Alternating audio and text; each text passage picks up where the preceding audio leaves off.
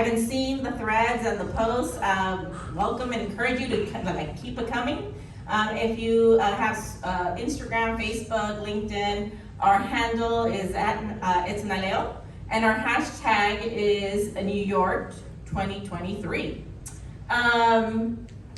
Wi-Fi, I know that's probably one of the most important things for you all. The conference network is Marriott Bonvoy _conference, and the passcode is NALEO capital locks 2023. So again, if you haven't already had the opportunity to get on the Wi-Fi system, those are those pieces. We encourage everyone to always keep your credentials on you. I think you kind of heard this yesterday. It gives you access to all of our conference programs. We recognize you're all very busy individuals. Thank you again for being with us. But if you do have your phones, please put them on silent. If you need to take a phone call, we welcome you to step into the hallway to take that, so that again our guests and our speakers have the opportunity to relay all this important information to all the other conference participants. Without further ado, it is my pleasure to introduce our moderator, who's with us this morning, the Honorable Michelle Martinez. She's the Commissioner for the California Transportation Commission. She has also been and served for the city of Santa Ana, California, the mayor and city councilwoman. And she was also past president of our organization. And it was a pleasure working alongside her leadership on behalf of all of the programs that we provided to you all. So I'm gonna turn it over to her and we'll get this party going. Thank you.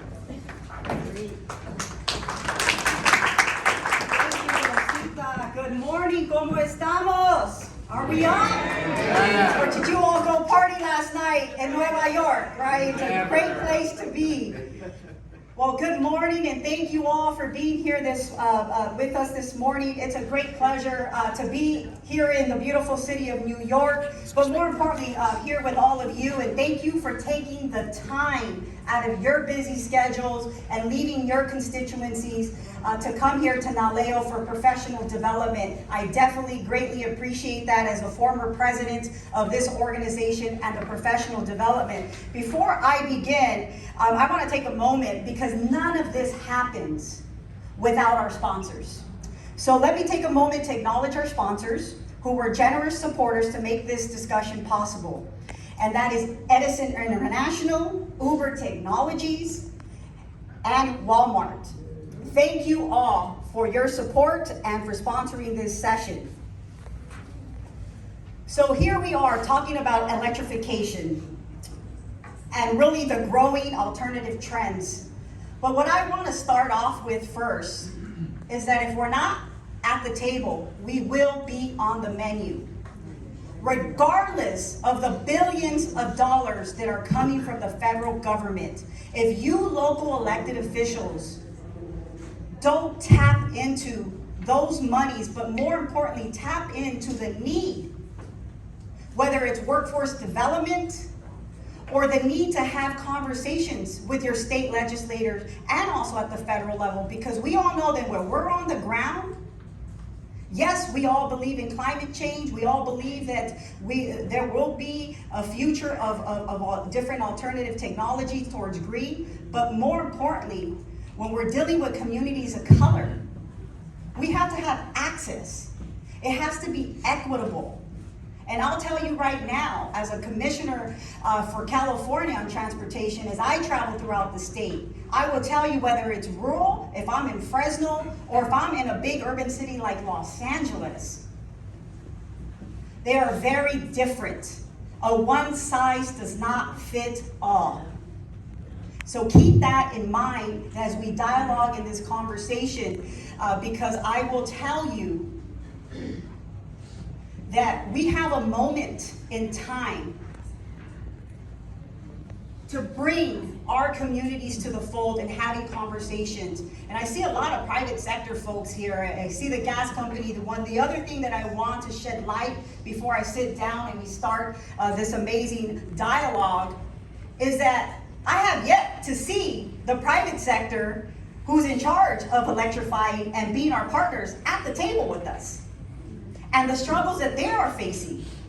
to meet the demands of the federal government and many of the states that you come from, whether it's moving towards electrifying your grid and within your own municipalities, or it's really trying to figure out how do you help bring the infrastructure so that your community can capitalize on using new technology like electrical vehicles, but we don't have the infrastructure. We're not having those real meaningful dialogues, bringing everyone to the table. So I think we have a perfect opportunity this morning to really engage, and I made it clear to my panelists that to push back on me. I'm gonna ask them some tough questions, and hopefully you as the audience are going to ask some tough questions as well, and just think about the partnerships specifically with the private sector, not just with government, because at the end of the day, we all go hand in hand. If we are not able to communicate with those that are providing, whether it's the gas company, whether it's Edison, whether it's a Toyota or others, I'm going to tell you, we're not going to be able to meet the demand or be able to capture the benefits that are coming from the federal government as it pertains to infrastructure. So with that being said, I'm going to go ahead and sit down in the middle. Each of our presenters, I'm going to give them about 5 to 8 minutes to do their opening remarks about this subject, and then we're just going to engage in dialogue. And what I'll just say to you all, that when we get to the Q&A component, if you all can be very specific towards your questions. I do have 4 presenters, and so I want to make sure that we're able to get as many questions as possible from you all, and then just really have a good exchange. And with that, thank you, and let me come here to the middle and introduce our panelists. And I got 5 minutes. We're on time. All right. So we got a tight ship, 1 hour, 4 of us. So let me introduce you all to Martha Ross. She is the Senior Fellow of Brookings Metro at Brookings Institution. Mr. Jose Perez, President and Chief Executive Officer at the Hispanics in Energy, and Mr. Sebastian A.R. Antaveros, National Director of the Multicultural Business Alliance and Strategy Group, Senior Manager and Consumer Engagement at Toyota North America. That is a long title, brother. And Matthew Nelson, Director of Energy and Policy at Walmart. They all have amazing resumes. Please go on to the app to contact them later on. But let me just start off with welcoming Ms. Ross, and for her to give her introductions. Ms. Ross. Thank you. Thank you. Maybe I can speak loud enough without it, or is it working? Okay. So the Brookings Metro program is one of the 5 divisions of the Brookings Institution, a think tank in DC. And our vision is that every community can be prosperous, just, and sustainable, no matter its starting point. That's a big vision. My part of that focuses on the labor market and employment opportunities. And lately, in the past 1.5 years, it has also focused on this massive wave of federal legislation that has been coming down the pike. So my assignment is to talk to you briefly to set the stage about 2 of those pieces of legislation, the Bipartisan Infrastructure Law and the Inflation Reduction Act. They're fairly different. The Bipartisan Infrastructure Law is huge. It's 400 programs. It's more than $850 billion, and it covers a whole range of infrastructure issues that affect us every day as we walk around the world. Transportation, water, broadband, energy. It has a very broad scope. One of the things I want to make 2 points about it though.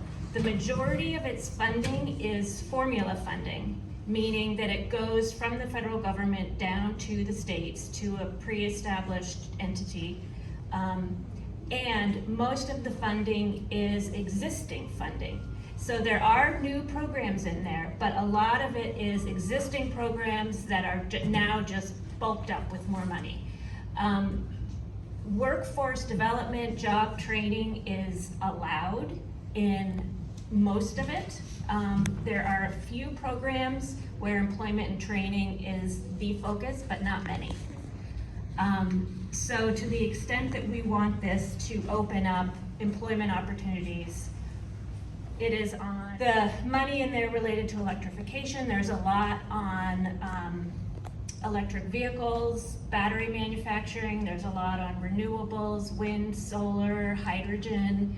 There's a lot on the built environment, since that's also a major transmission emitter.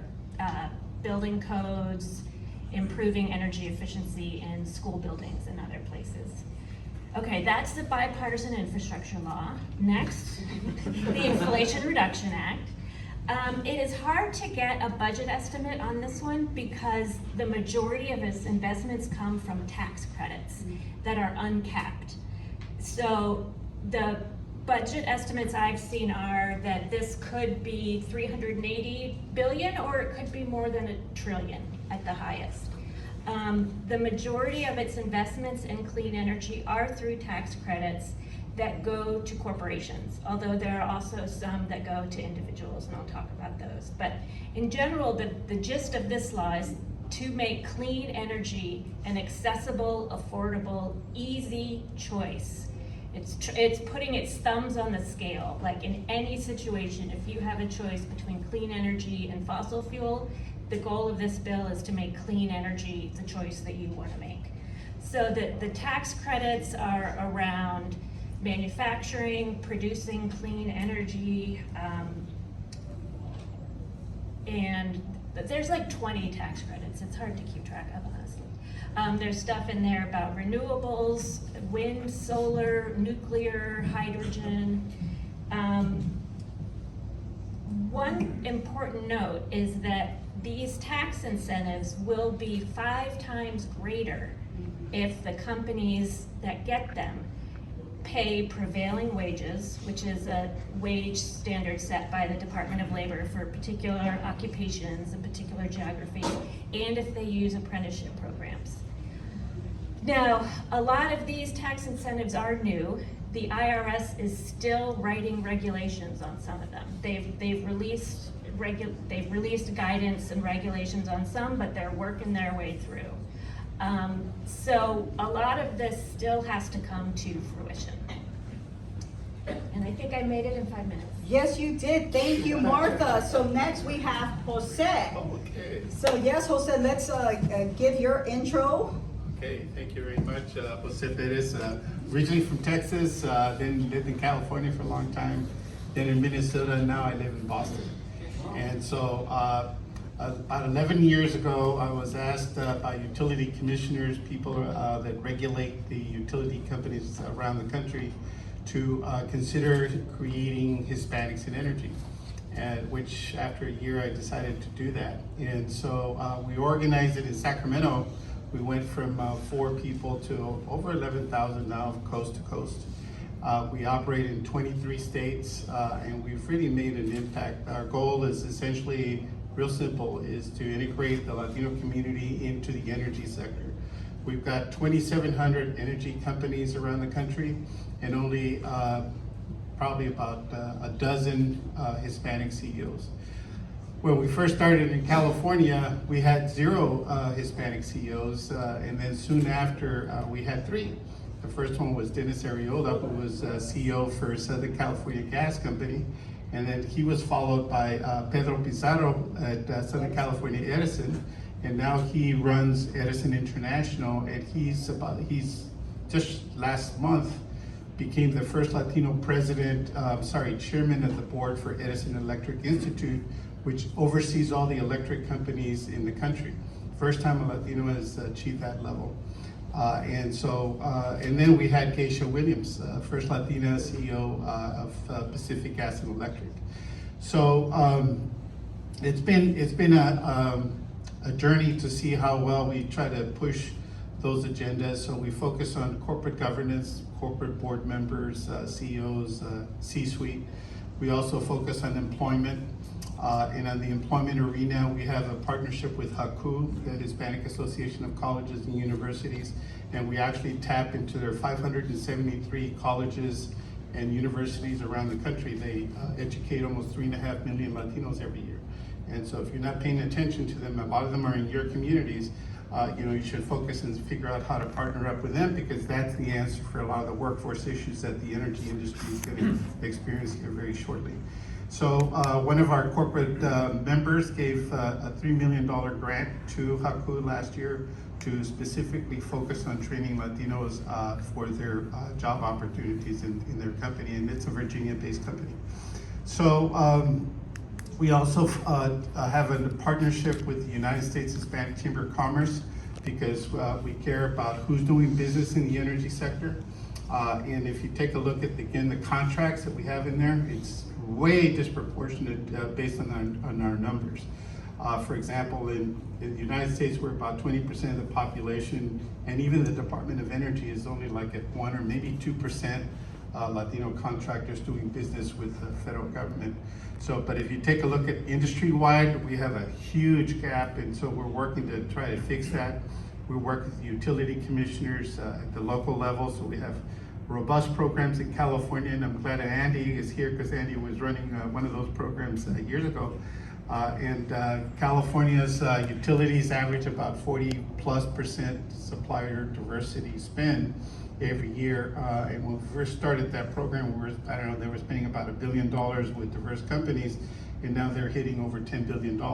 So it's possible to use the regulatory might of the public sector to try to make change on behalf of our small business owners. And so we see it work, and so we're encouraging a lot of our business community to take a look at energy and figure out how they can come on board given all these changes that you're going to hear about today. And then finally, the other thing that we focus on, obviously, is leadership development. One of the partnerships that we have with HAKU is that they're creating a whole new campus in San Antonio, and I don't know if you're familiar with this, but it's a very interesting idea. And so we are actually creating the Energy Executive Academy. So it's focused on leadership development, because if you look at the number of Latinos that we have in the C-suite, very small number. So it's nowhere near the 20%. And in some states, like California, you got 40%, New Mexico is even higher. Texas, I think, is at 40%. But if you look at who's engaged in the executive positions, the numbers are just not there. And so we're trying to fix that. So I'm an ambassador to the Department of Energy.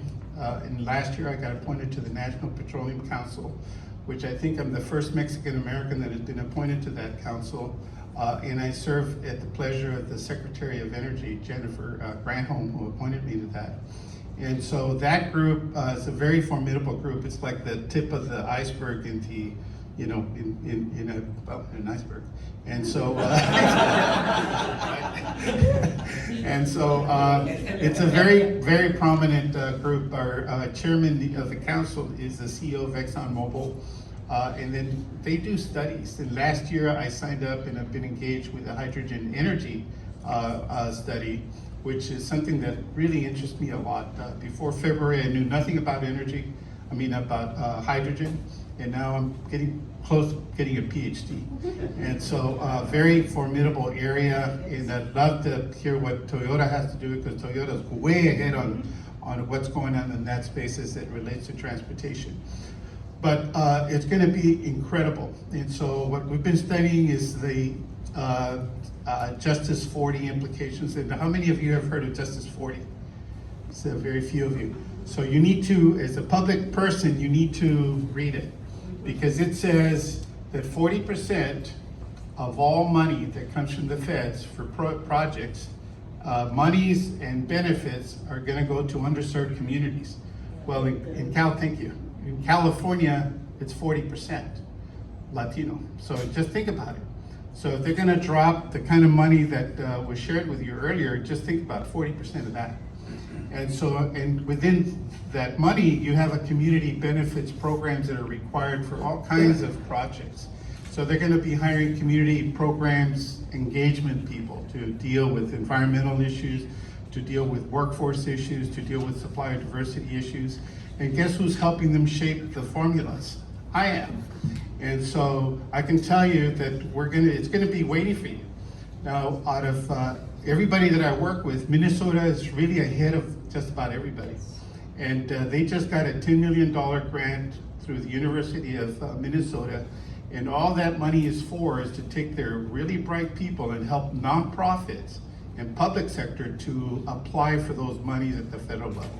So they get the intelligence, they get the writing ability, the strategies that you're gonna need to go in there, because it's a lot of money. It's in the billions of dollars. And so it's one of those things. In about a year from now, we're gonna say, hey, the wind passed, did you catch any of it? And so it's gonna happen really quick. So this is something that you need to move on very, very fast. Thank you, Jose. You got 13 seconds to spare. We're doing good. All right, so let's go to Sebastian. Hey, good morning, everybody. Good morning. I think a theme of the conference is on time and under budget. I'm looking over at the clock that I'm on. But something that I wanted to tack onto that you said, Commissioner, was,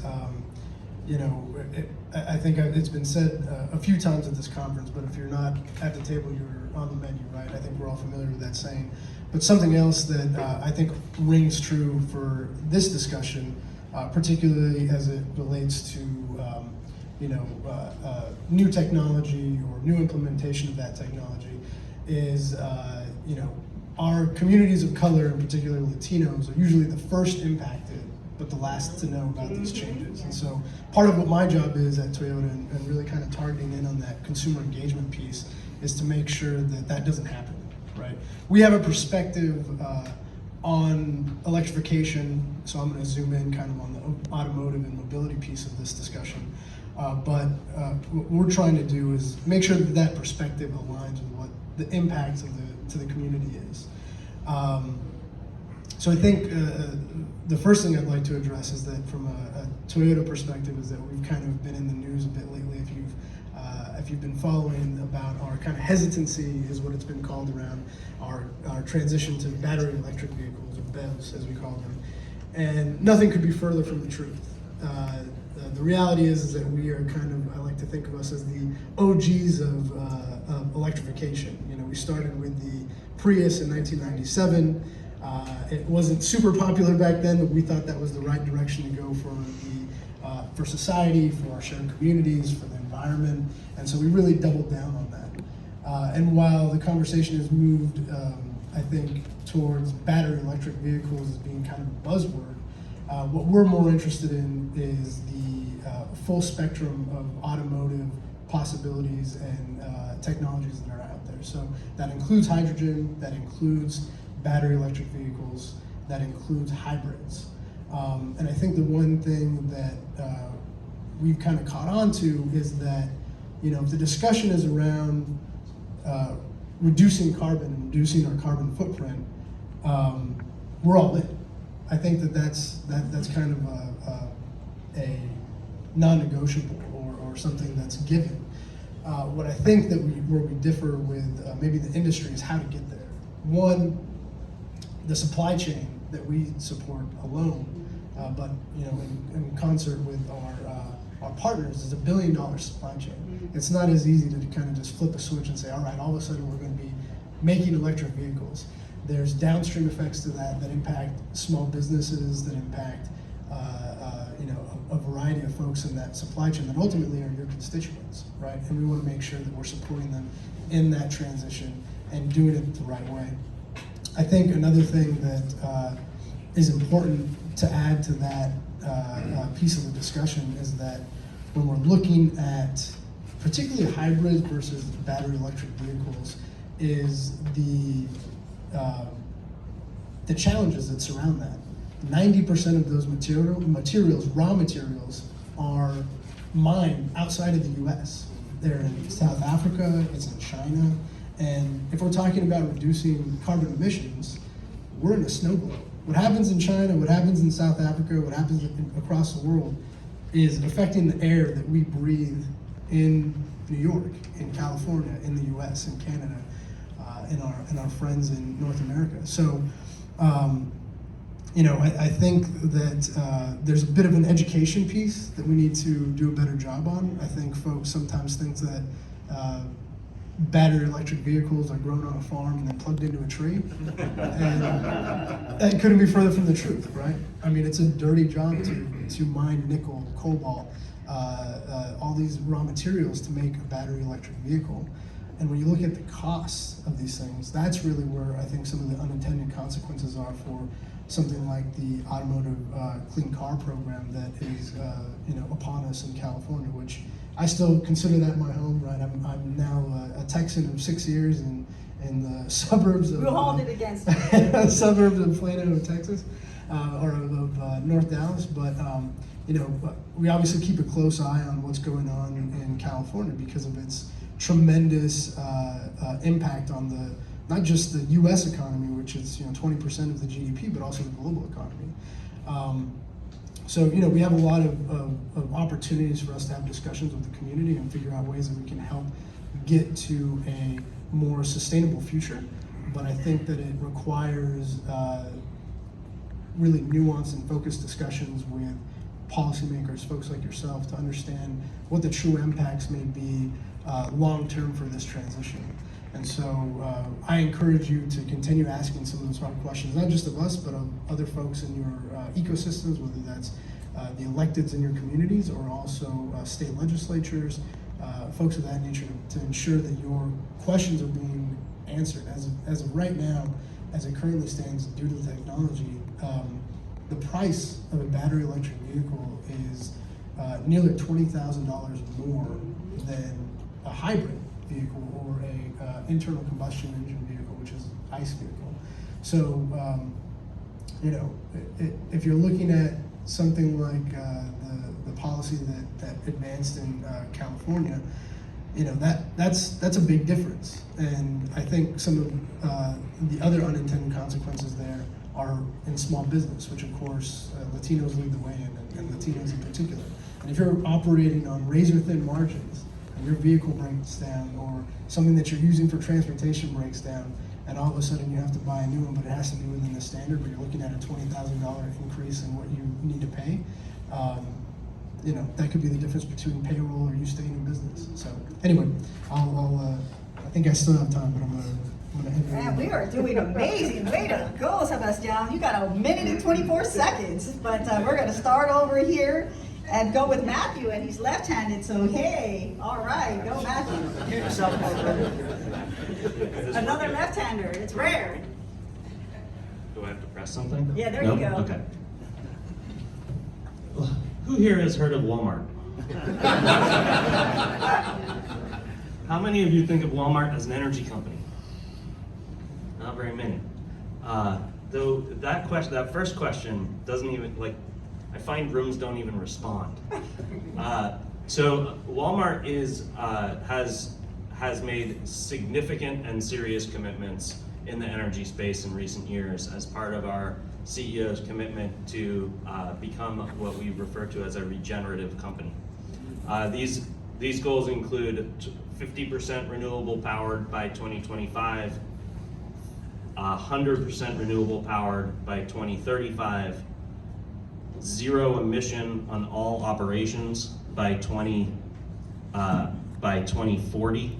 And in April, we announced our intention to build charging stations at thousands of our stores by 2030. Thousands of stores.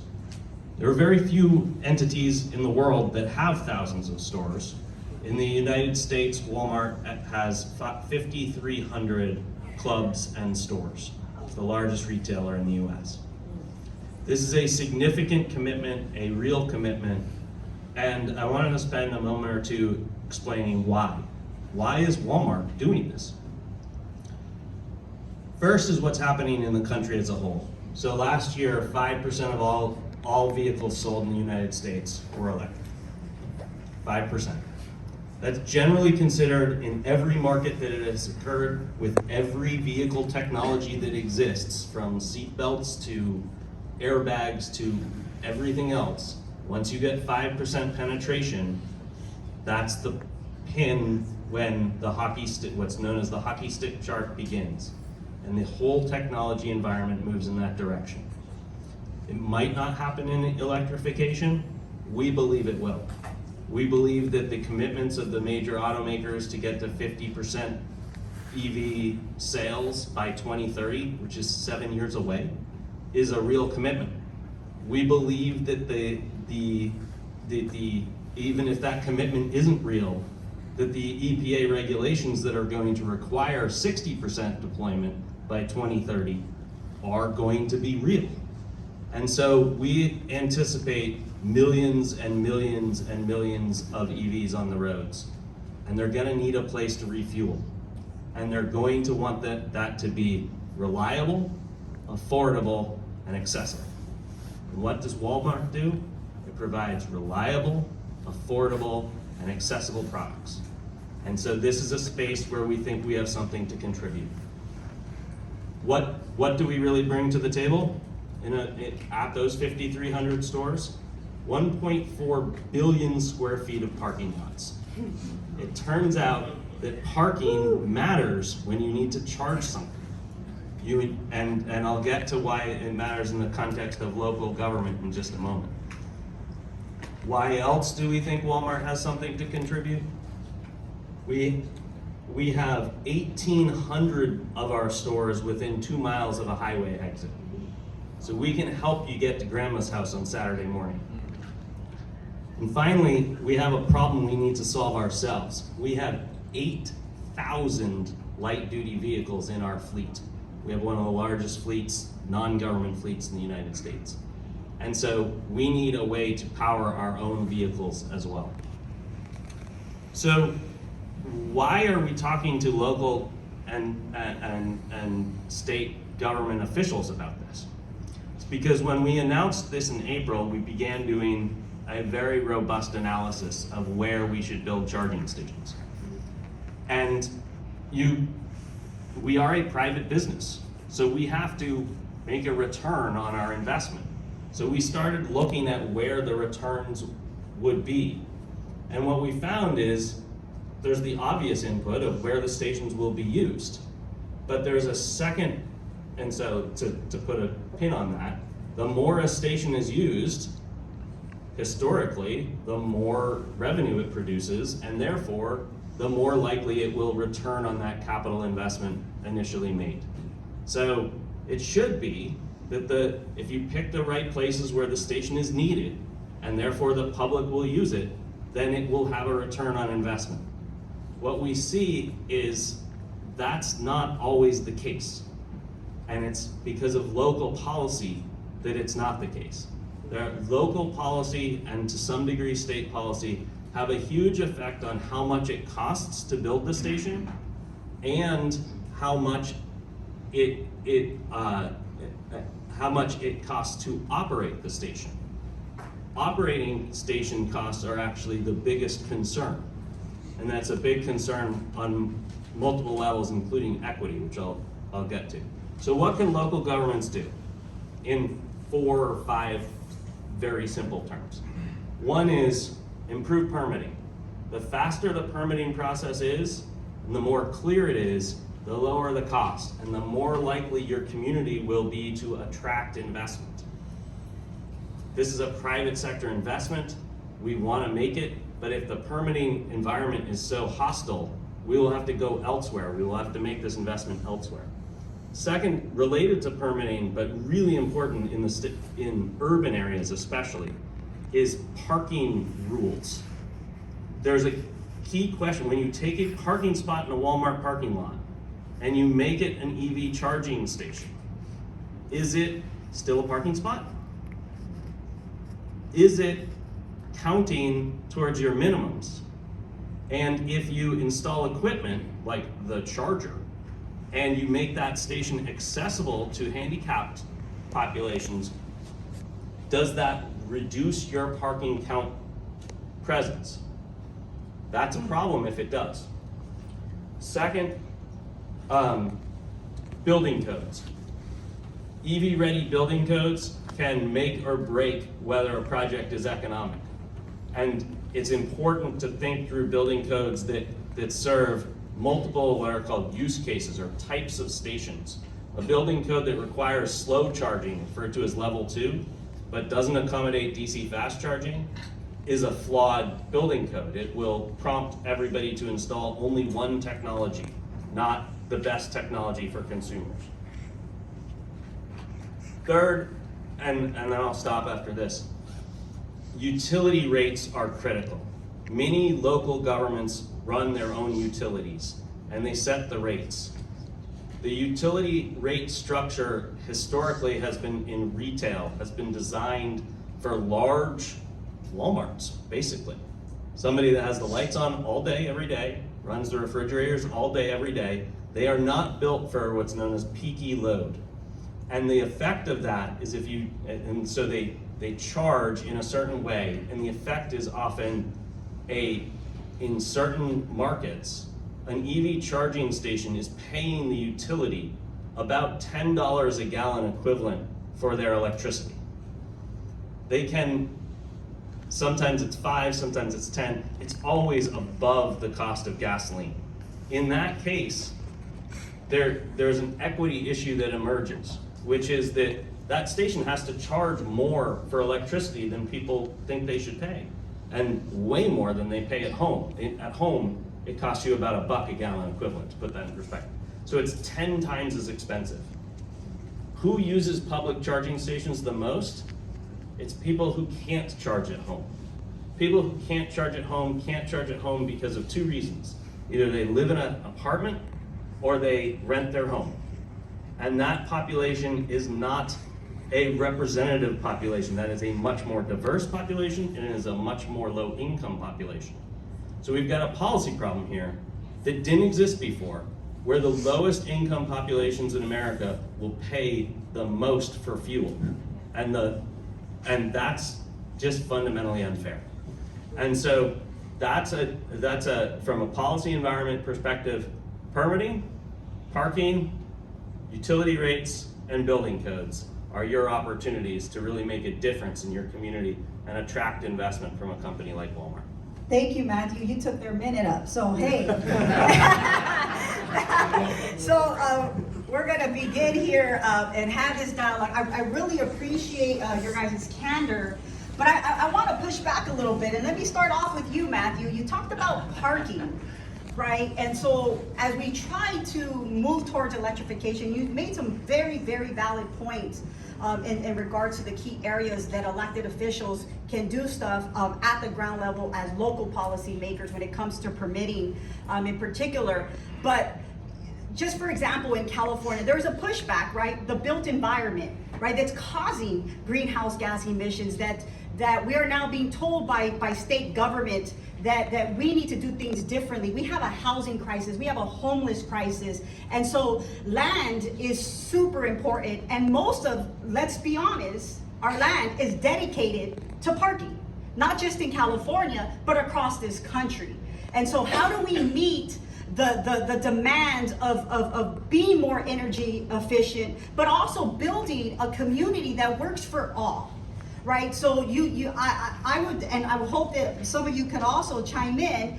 So what's your perspective and Walmart's perspective, and how can you create co-benefits? Because I will say that you guys have a big footprint when it comes to parking, but you also have an opportunity to leverage that with charging stations, because I will tell you that we are deficient specifically in communities of color when it comes to charging stations. I want to ask the public here, how many of you own an electrical vehicle, hybrid or all electrical? Raise your hand. So it's growing. That's pretty good, right? But how many of you have access to charging stations within 1 mile or 2 miles from your home? Right, little less hands. I drive a Tesla. I live in Long Beach. I live in an apartment.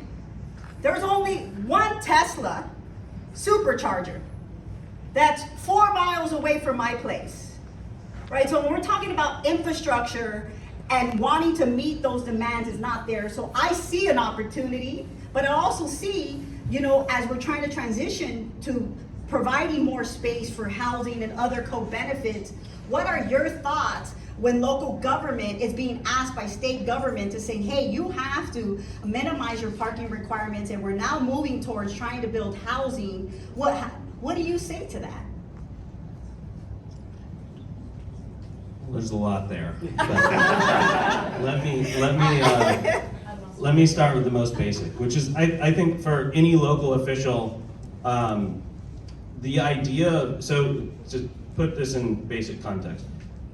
When you permit a commercial or residential building, but not a single family home, but anything commercial or multifamily, in most jurisdictions in the United States, that the town has adopted what is often a state model code that requires some sort of minimum number of parking spots at that building to serve that building.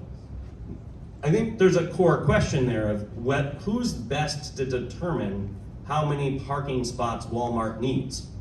Is it Walmart? We want our customers to be happy, or is it the town?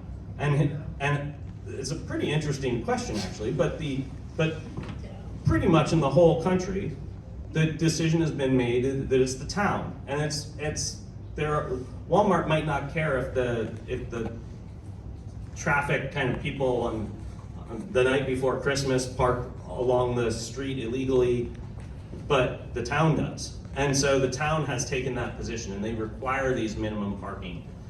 Historically, and I would defer, Brookings probably has way more to say about this than us. Historically, the impact of those limitations is profound on what the built environment looks like. And so that's the first question, is that the right thing? But within that context, it's really important that as we move towards electrification, you don't want unintended consequences. And I'll give you a really good example. The typical gas station in the United States, especially in an urban environment, has like 6 or 7 parking spots. That's it. That's what they've got. And that's their absolute minimum. And if they put a charging station at one of their parking spots, and it no longer counts as parking because it's charging now, then that spot goes away and they're in violation of the building code and they get fined. And so most of those gas stations sign up and they say, oh, we want to install spirit charging. And then they look at the rule and they realize, oh, we can't. They literally come back to their charging partner and say, sorry, we literally can't build this. Thank you, Matthew. Gotta go somewhere else. Martha, what's your take? We have to we have to hold many ideas in our head at once, and one of them is that we have to change our built environment. It's really hard. While we have an existing built environment that is the result of hundreds of years of decisions and investments that is not going to go away anytime soon. So, like somehow we have to accommodate the reality that we have humongous parking lots and areas that are not walkable that can provide valuable public charging stations. At the same time, we're trying to bend development and people's preferences towards more walkable and denser places. A major problem with that is that the public overwhelmingly prefers detached single-family homes. Yep. Probably many of you in this room do. It's very, very common. And that contributes to this built environment that then creates more roads, more parking, greater distances. I couldn't agree more. So I want to go to Sebastian and Jose. As we talk about, small business, workforce development, when we could talk about money, we can talk about the policy issues too, but as all these billions of dollars are coming down the pipeline and these once in a lifetime opportunities that we have, who's gonna build it?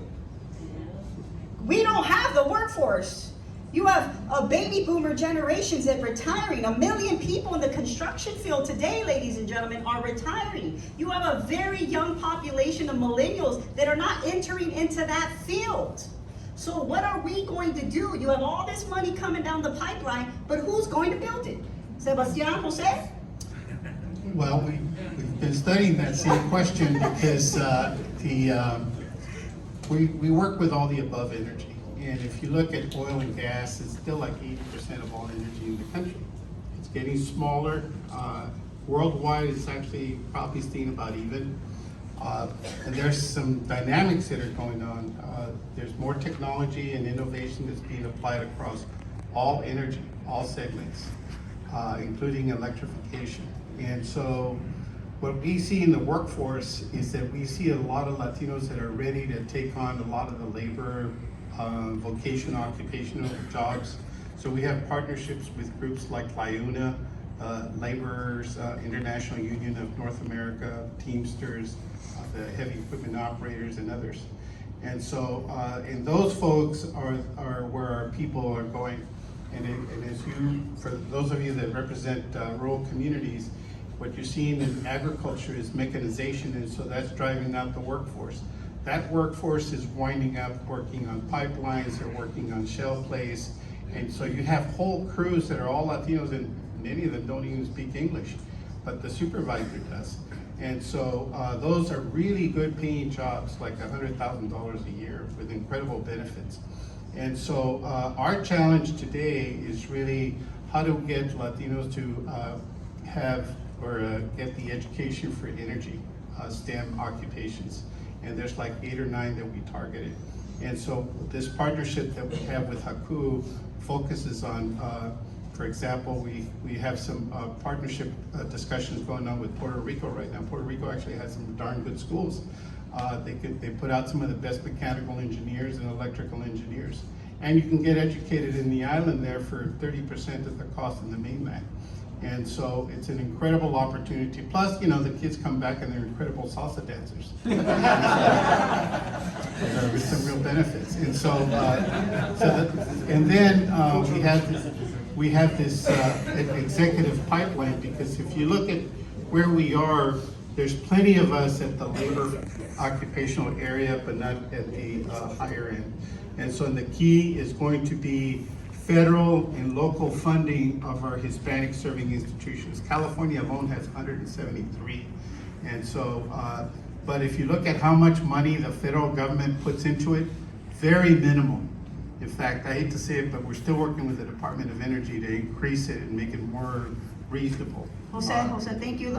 We got 2 more that wanted to chime in, so Sebastian and then Martha. But what I will say to you, and I want you to come back to this, what can they do back home to partner with those folks that you just said, whether educational institutions or our brothers and sisters from the labor movement, to ensure that we get the workforce, and looking at what the new trade tech of the 21st century actually looks like? Because I'll tell you, most of the trade techs today are not in line with the future. Sebastian? Yeah, no, just to answer your question in one word real quick, Latinos, or at least that's where we're placing our bet. For the work that I do that engages the community from a workforce development perspective, we've created a program called Latinos in Automotive. And you know, for this discussion in particular, you know, as I was referring to the $1 billion supply chain that we, you know, support, that requires a lot of variable workforce, a lot of workforce that we need to tap into. And to the commissioner's point, we have a population that's aging out of that workforce that we need to rejuvenate, or replenish rather.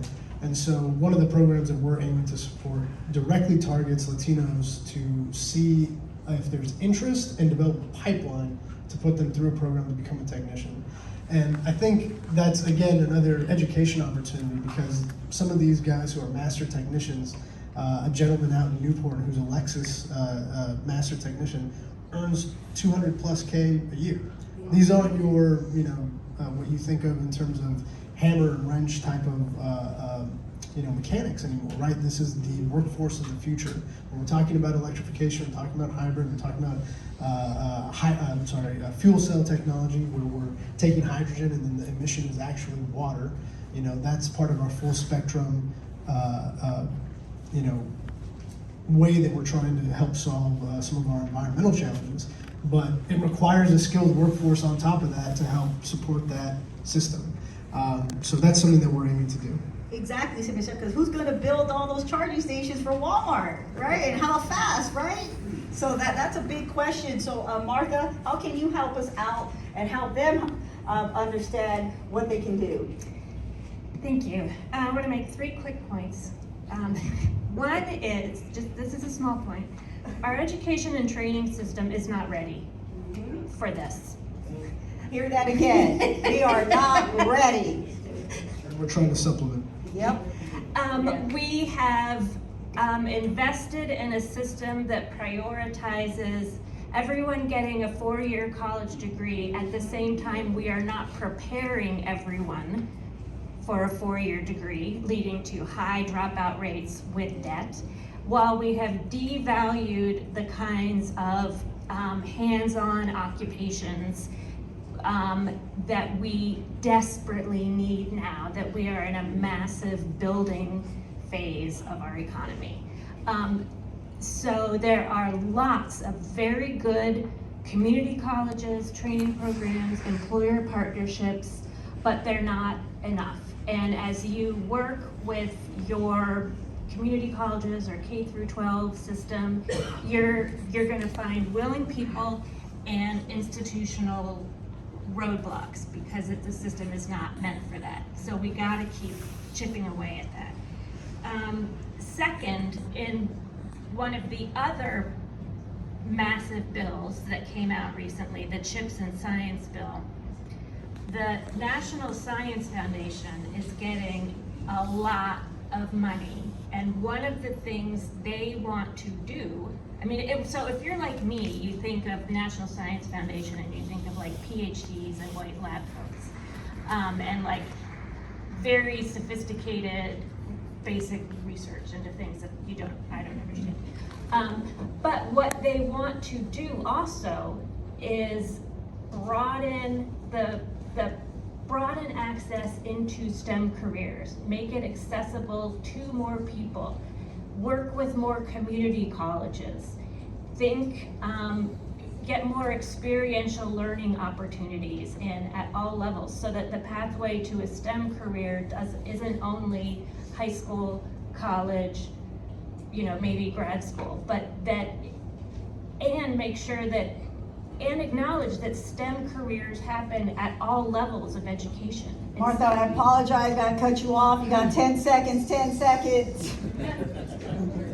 That's it. Okay, any lasting points? So 30 seconds, anything before we go to Q&A?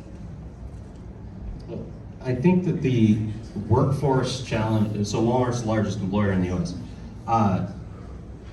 As this industry grows, the workforce will have to evolve. And we will need to train people in things the training programs will literally need to be built. And I'll give one very simple example. The primary communications protocol for charging to vehicles, which is really important. It's like literally the thing that prevents the car from catching on fire. There's no training program for that. So you can't get certified for that. And that's not an impossible problem. It means that companies self-certify. But there's no way to go to community college and get a degree in OCPP communications. And therefore, those are the programs that will need to be built. It's a high priority for Walmart 3 seconds, Matt. 3 as we seconds. build this capability to also build the workforce to maintain it. I'm going to try to avoid the hook. So 2 things. You can go to community college I got to job, man. It's not easy. for the tech program that I was talking about. So look up T10.com or come and talk to me about that program. It ties into the Latinos and Automotive program that we're looking to continue to build the infrastructure for. 2 is we just launched something called the Toyota Mobility Challenge for cities. It's a $9 million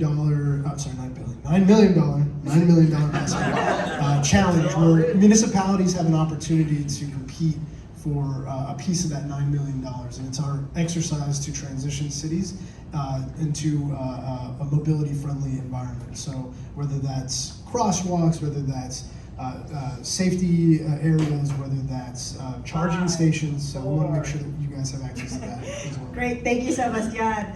Well, we're gonna go to Q&A real quick. So Martha, see, look, they're eager. All right, Martha. Oh, no, No, you're I'm done. done. Jose, Okay, any all lasting right. comments here? Yeah, just 2 points. One, 25% of K-12 kids in America are Latino today. So keep that in mind. So if you're making any workforce investments or any education investments in your community, keep that in mind. Make sure that those kids are being taken care of. And then the second point that I would like to make is that you've got a lot of energy strategies. We heard about electric vehicles today, but I gotta tell you, the big investment for tomorrow is hydrogen. Hydrogen is Check the it out. future, yes. And so you'll hear it today, but in around September, you're gonna hear some very profound announcements that are gonna change the course of energy for America, where 20% of all these cars will be running on hydrogen gas. Thank you, Jose. Let's give these amazing people a round of applause. You guys are great sports. This is not an easy job, so we want to go to Q&A. So here we go. Then we have Quick questions. Yes, we have quick questions. Let's be very specific.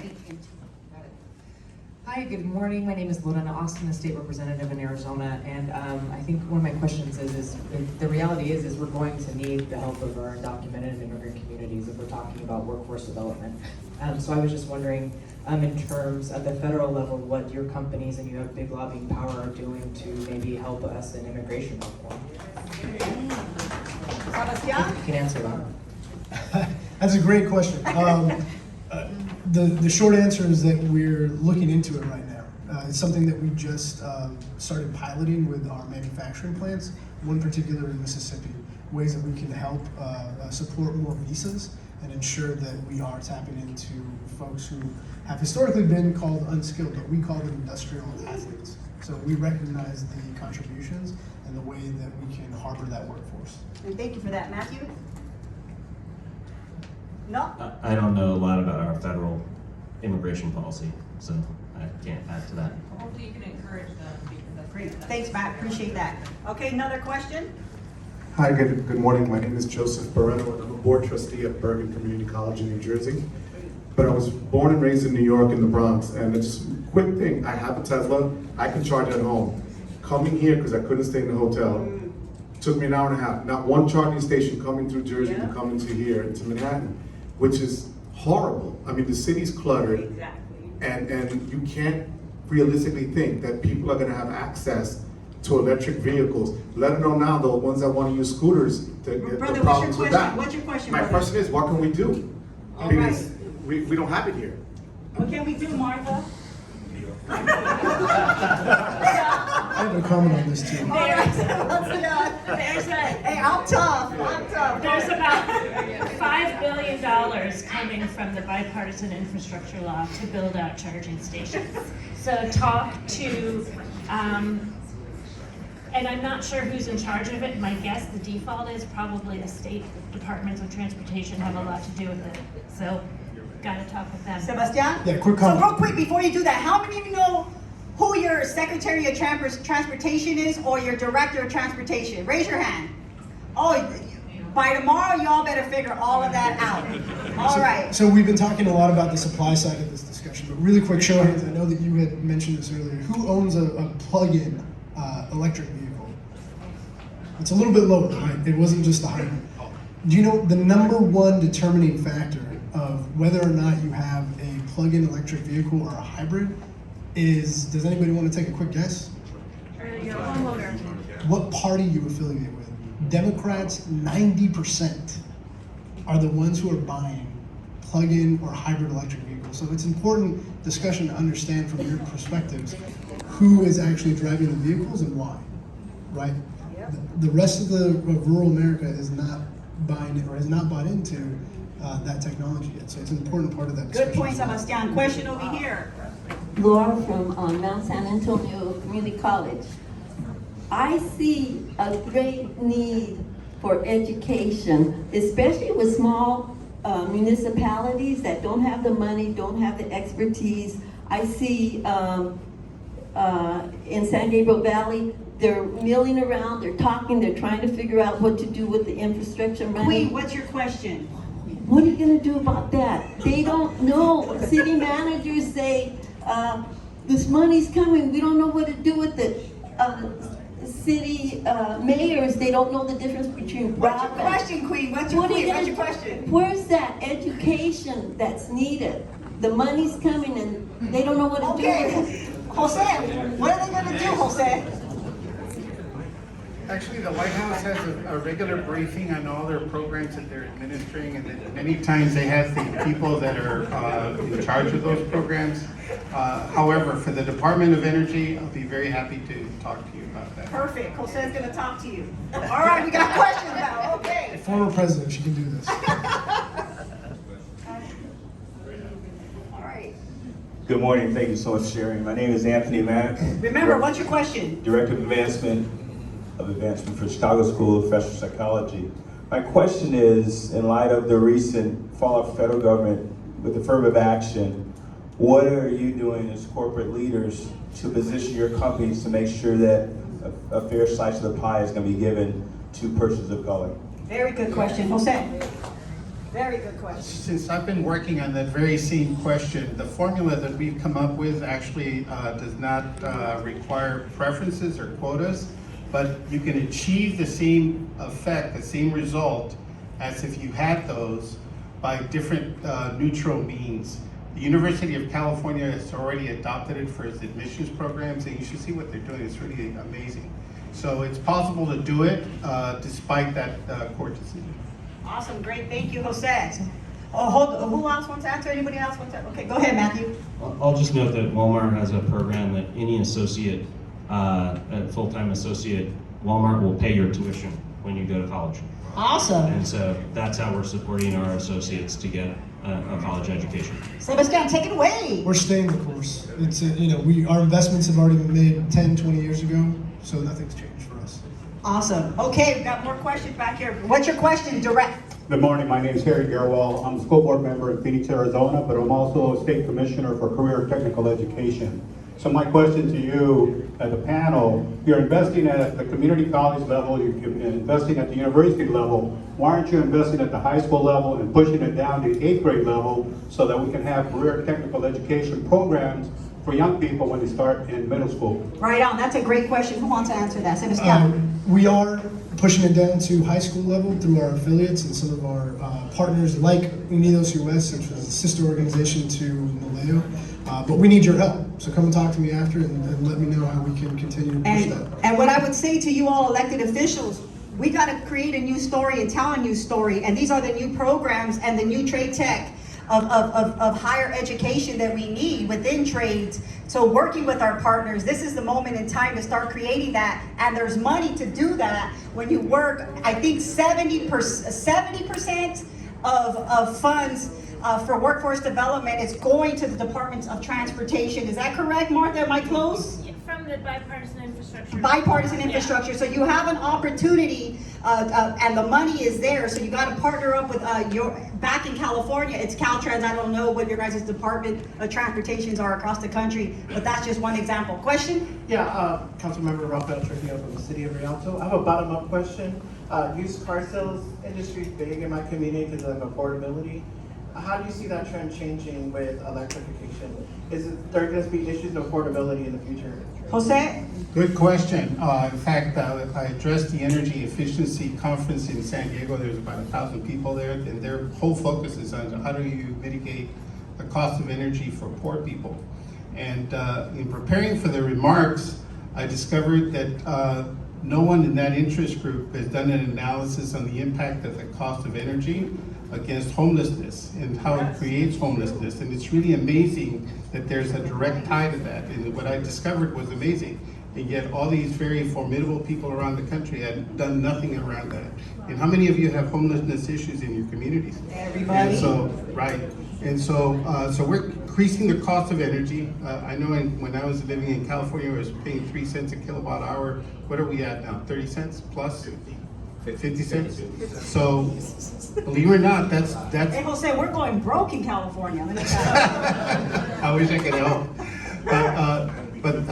So we didn't really get a chance to talk about the issue of equity, but you're absolutely right. We need to figure out exactly how to keep the cost down and how to make it affordable and how to make it equitable for everybody so that everybody has access to all these opportunities. And that's the nice thing about Justice 40 is that it has that requirement and there is funding for that.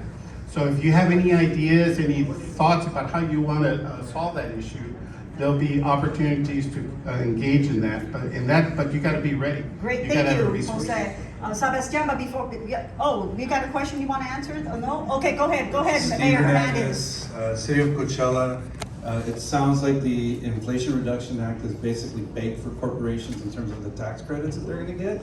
But what's the willingness of the administration to shift some of those tax credits to individuals and families like Latinos who have very horrible energy and efficient homes?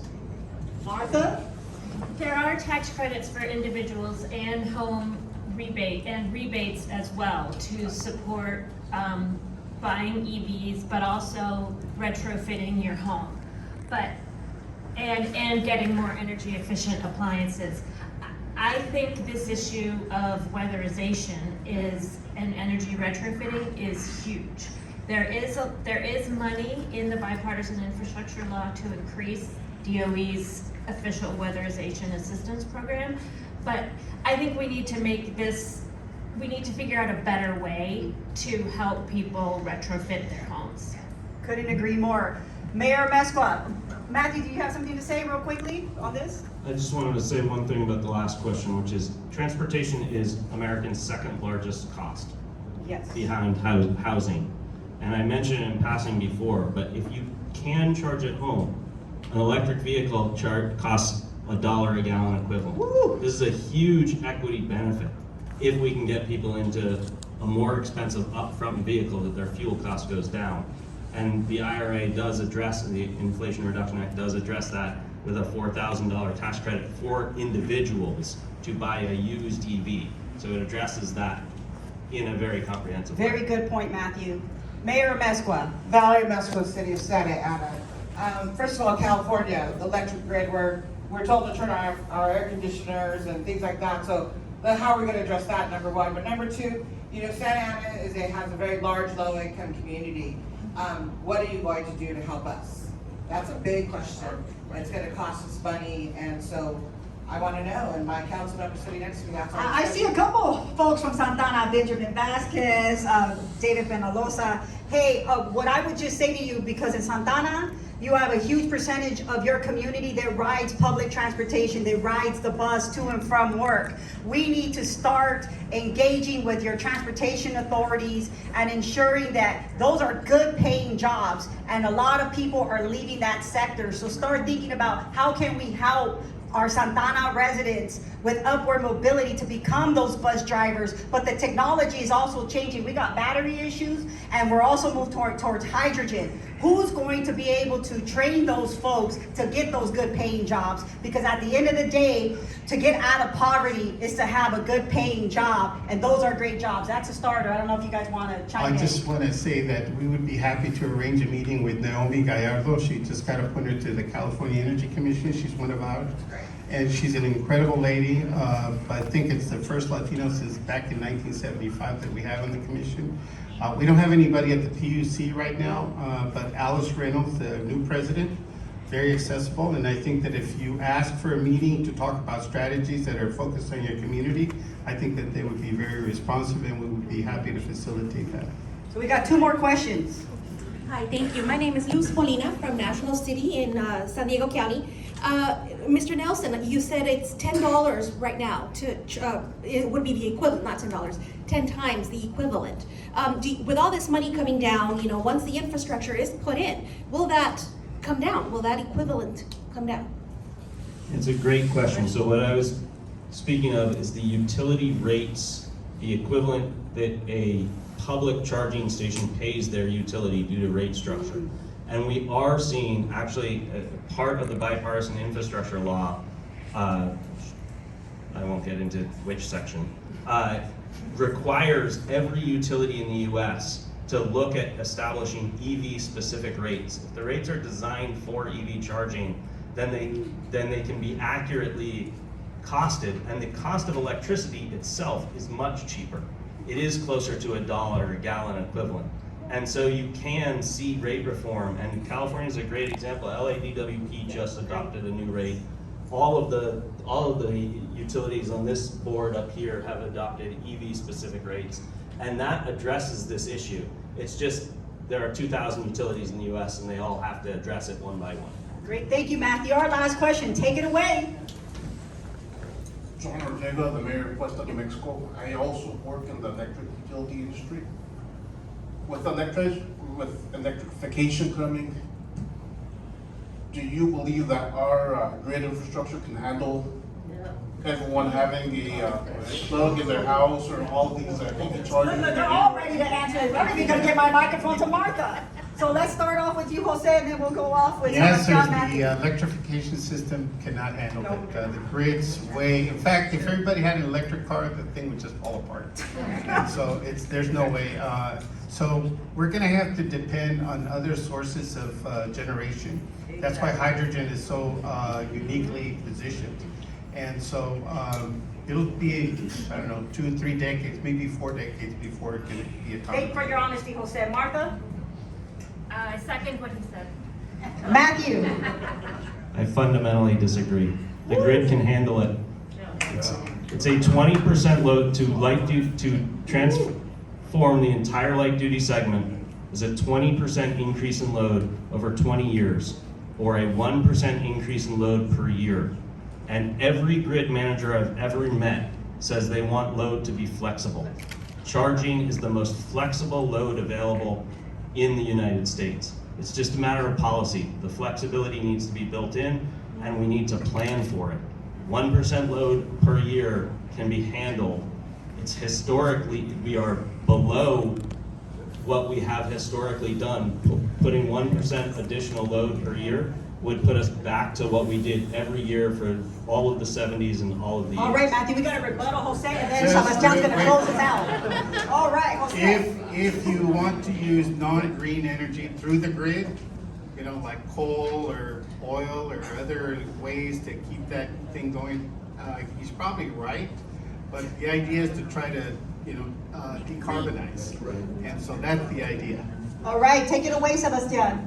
Well, I was just going to say, yeah, I respectfully disagree because I also think it, in addition to some of the other points made, it also hampers timing. You're looking at a 30-minute, hour. It depends on what grid you're looking at, the sources, the vehicle, the charging station. You don't have an hour and a half to sit there and charge. Nobody has an hour. So anyway, just from that perspective, I think there's some. I don't even have 20 minutes, but I got to deal with it, right? So with all that, let's give them an amazing round of applause. They're awesome. And take it away, Rosita. Yes, before you all head out, some quick housekeeping items. You all have been troopers. This has been a dynamic session. And come on, give it a round of applause. This was not an easy program piece to put together and moderate. I like to think that one of the values of this organization is that we do bring in so many different lenses to very complex policy issues. And so I encourage you all to continue to engage with them as soon as I wrap up. But just some quick housekeeping items. Join us please at the ballroom at noon for our National Leadership Luncheon and plenary. That's going to be on the America's Financial Outlook and a Global Economy. Lunch will be served. We encourage you to go to our bodega to continue to visit our exhibit booths. For those folks who participated yesterday, historic. In the time that we've been doing this, we've never finished our service project before noon on day one. So kudos to you all. A round of applause to you all. It was such a great mission.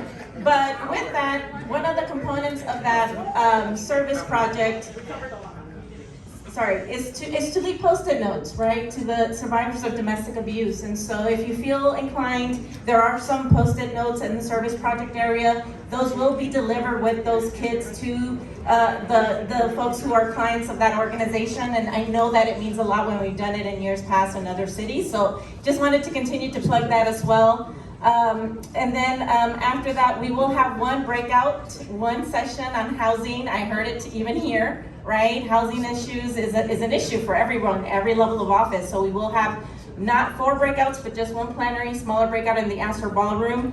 And lastly, again, none of this would be done without the support of our sponsors. And so just wanted to thank again all of our sponsors for this breakout session, our session conveners, Edison International, Uber Technologies Inc., Walmart, Toyota, Pacific Gas and Electric Company. Please give them a round of applause because they invest in your professional development. So have a great afternoon, everybody, and thank you.